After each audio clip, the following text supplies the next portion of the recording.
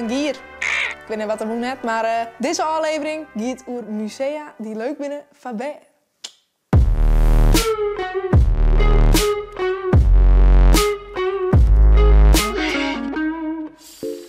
We staan nu voor Natuurmuseum Friesland. Het enige kidsproof museum hier in Friesland. Maar één. Oh, ik schrok heel erg. Oh, wat eng. Oh my god, dit is heel eng. Dan gaan we eerst maar even naar de gewone slangen en dan naar de zwangere slangen. Oh, oké. De gewone slangen, hè. De gewone. Ze leven gewoon echt. Bizar. Hij is wel dik. Hij is heel dik en als hij boos is, dan zwelt hij nog veel verder op en dan gaat hij ook een puffend geluid maken. Wat is nou een kidsproof museum? Nou, een kidsproof museum, dat is een museum waar kinderen het heel erg naar hun zin hebben en waar kinderen heel veel kunnen leren op een leuke manier. En wat vind je het leukste museum? Laat even weten. Je bent dus de enige in Friesland, maar hoe ken dat dan? Ja, dat is een kwestie van dat je heel veel inspecties moet binnenhalen. Heel veel inspecties moet binnenhalen. Ik ga even op onderzoek.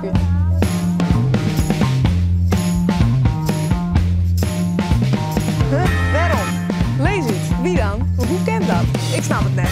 Hoe zit dat? Ik moet het weten.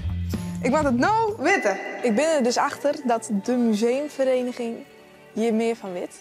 Dus zit ik een belly met Janneke Visser. Goedemiddag, met Gijske van Pluimpraat. Er is maar één kidsproof museum in Friesland. Kinderen kunnen op de website Museum Kids, als ze in een museum zijn geweest, kunnen ze vertellen hoe ze het hebben gehad. En als dat minstens 60 kids gedaan met een hoog rapportcijfer, dan ben je kidsproof.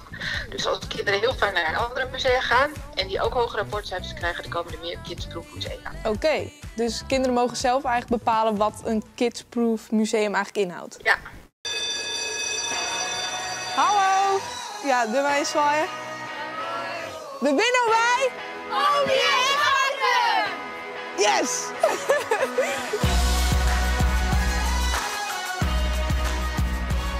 Ga je wel eens naar musea? Ja, volgens mij dat Friesland Museum tegenover het Zeiland. Op de Schelling in het Bunkermuseum. Wat denk je wat een kidsproof museum is? Denk ik dan meteen aan dingen wat kinderen heel leuk vinden en wat ook geschikt is voor kinderen, dus niet een martelmuseum.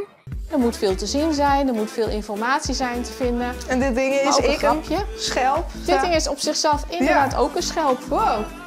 Kijk, en hier kan je nog een leuke selfie maken, want dan is het net of je op het strand ligt als je er zo bij gaat zitten. Nou. En we hebben ook hier weer een grapje in gemaakt. Want heb je wel eens zo'n schelp aan je oor gezet? Op het hoogte van een kind. Ja, op de hoogte van een kind. Ja. Oh jeetje. Je kon laatst een mooi snoeppakket winnen. En de winnaar is Janke Havinga met haar reacties spekjes. Dus, vandaar Janke. Bliksem. En als je hem zelf een museummaatje mocht, wist hoe dat dan ook ging? Honden. Fantasie. Alle beesten. Ik wil graag een YouTube museum, misschien TikTok of gamen. Over wat voor Playstations er allemaal zijn geweest. Muziek, want ik hou heel veel van muziek en ik luister er altijd wel naar. Want het lijkt me dan wel heel leuk om dan ook wassenbeelden van hele bekende TikTok mensen dan daar neer te zetten. En ja. Als je een museummaatje mocht, wist hoe die dan ook ging? Let één binnen in de reacties. En wist wel een keer in het Natuurmuseum best? Ja, 3 keer. De laatste keer dat hebben ze een wagonnetje, dat kan je eigenlijk onder water. Even zwaaien, doei!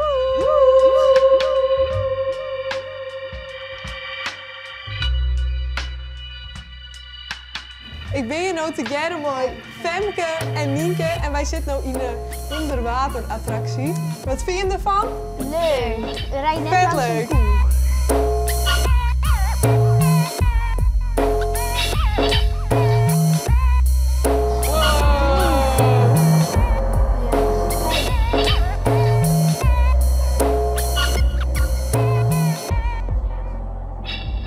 Ja, wat vind je hem nou zo leuk, Jeroen?